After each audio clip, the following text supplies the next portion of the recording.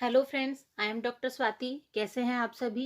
देखिए, कोरोना के इस क्रूशियल टाइम में आप खुद का और अपने परिवार का ध्यान रखिएगा, सुरक्षित रहिएगा।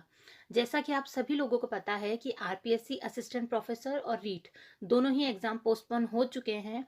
तो अब ऐसी स्थिति में हमारे सामने दो कैटेगरी के स्टूडेंट्स हैं। एक वो जिन्होंने प्रिपरेशन नहीं की थी और एक वो जो फुल्ली प्रिपेयर्ड थे ये एग्ज़ाम देने के लिए।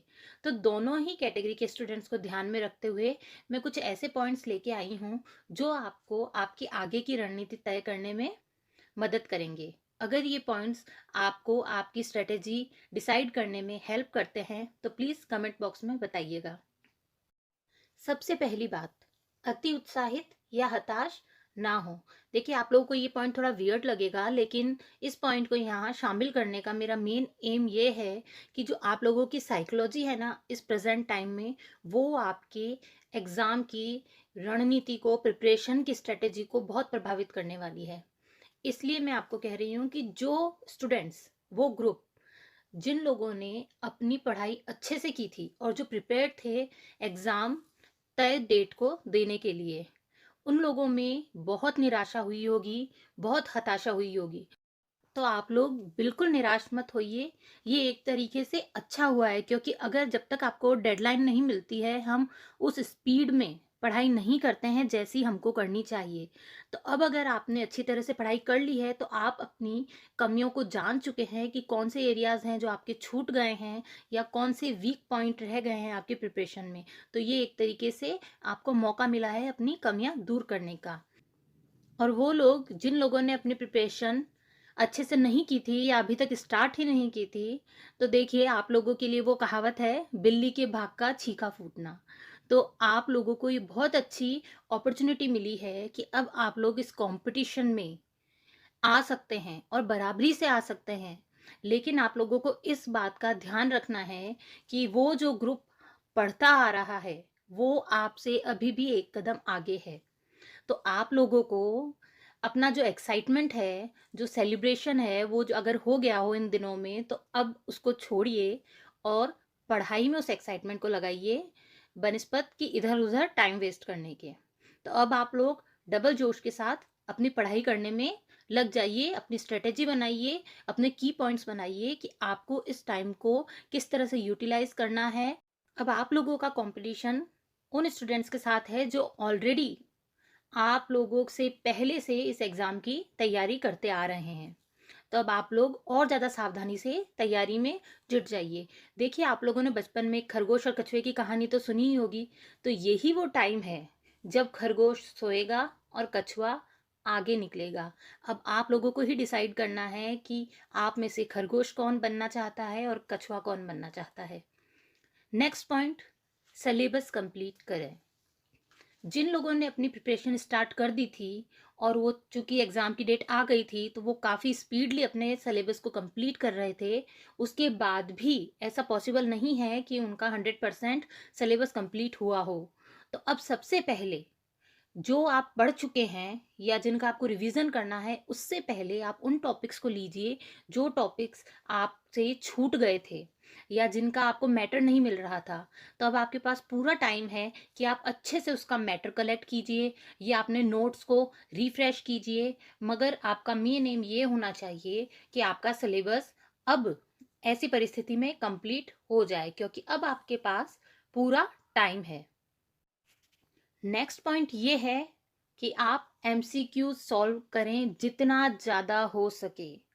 देखिए, अब आप उस स्टेज पर आ गए हैं कि ऐसा नहीं है कि आपको कुछ भी पता नहीं है आपके सिलेबस के बारे में या आपने कुछ पढ़ा नहीं है। ऐसे बहुत कम होंगे जिन्होंने अभी तक कुछ भी नहीं पढ़ा होगा। तो अब आपको सब आइडिया है कि आपके सिलेबस में क्या है और सारे टॉपिक्स मैं ये मानती हूँ कि एक एक बार आपकी आंखों से निकल गए होंगे। तो ये बहुत ही अच्छा मौका है आप लोगों के पास कि आप जितना ज़्यादा हो सके एमसीक्यू सॉल्व करें।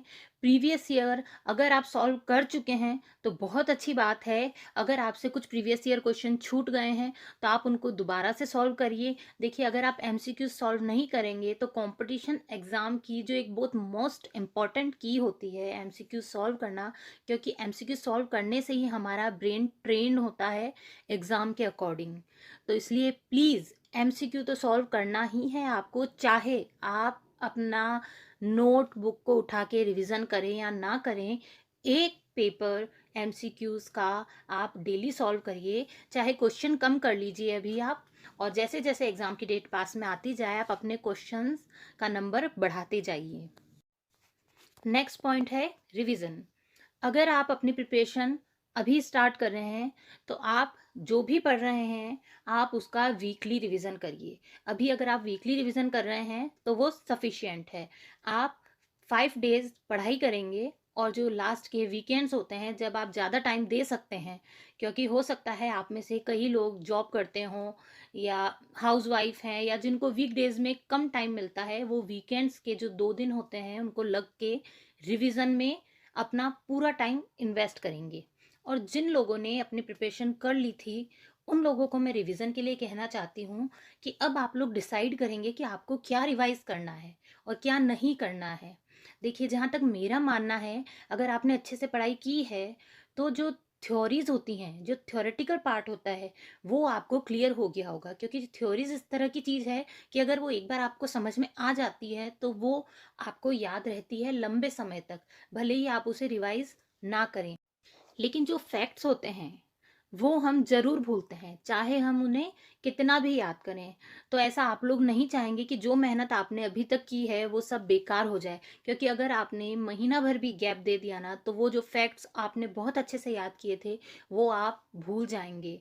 हाँ, ऐसा हो सकता है कि जब आप उन्हें दोबारा पढ़ेंगे तो वो आपको कंपैरेटिवली बहुत जल्दी याद हो जाएंगे, लेकिन आप उन्हें भूल जाएंगे, ये बिल्कुल सच बात है। तो आप अपने रिवीजन में फैक्ट्स को नंबर 1 पे रखिए। फैक्ट्स में क्या आएगा, जैसे ईयर्स, बुक्स के नेम, ऑथर नेम्स, अगर कोई थ्योरी किसी स्पेशल थिंकर से रिलेटेड है वो आएगा, कोई फार्मूलाज हैं तो इस तरह की चीज़ आएगी, या फिर फैक्ट्स में राजस्थान जीके का जो पोर्शन है ये सारा फैक्ट्स में आता है, तो आप राजस्थान जीके का रिवीजन ज़रूर से करें। आपका सब्जेक्ट जो है उसमें आप डिसाइड करिए कि जो थ्योरेटिकल पार्ट है और जो फैक्ट्स वाला पोर्शन है वो आपको किस तरह से रिवाइज करना है। बट राजस्थान जीके तो आप डेली 2 घंटा ज़रूर पढ़ें। लास्ट और सबसे इम्पॉर्टेंट पॉइंट, एग्ज़ाम डेट। देखिए, आप लोग अभी उसी चक्रव्यूह से निकले हैं कि एग्ज़ाम पोस्टपोन होगा या नहीं, एग्ज़ाम डेट कब आएगी। देखिए, अब आप लोग इस टॉपिक को सर्च करना बंद कर दीजिए कि अब आगे आने वाली डेट क्या होगी। आप ये मान के चलिए कि मिनिमम 3 महीने तो आपको मिल ही रहे हैं, तो आप उसके अकॉर्डिंग अपनी स्ट्रेटेजी को डिसाइड करिए। अगर आप इन्हीं चक्करों में वापस पड़ गए कि एग्ज़ाम पोस्टपोन होगा या नहीं, नई डेट कब आएगी, कोरोना है तो पोस्टपोन हो सकता है, या सेट का एग्ज़ाम हो गया तो पोस्टपोन हो सकता है। देखिए, अगर पोस्टपोन भी होता है ना तो आपका कुछ नुकसान नहीं है, आपको पढ़ने के लिए और टाइम मिलेगा। लेकिन अगर आप इस भरोसे रह जाएंगे कि एग्ज़ाम पोस्टपोन होगा और वो नहीं होगा तो आप लोगों को बहुत बड़ी कीमत चुकानी पड़ेगी, क्योंकि ये जो 3 महीने मिले हैं ना आपको, ये डिसाइड करने वाले हैं कि अब कंपटीशन में आखिर तक कौन रहेगा। अब आप अपनी रैंक सुरक्षित कर सकते हैं।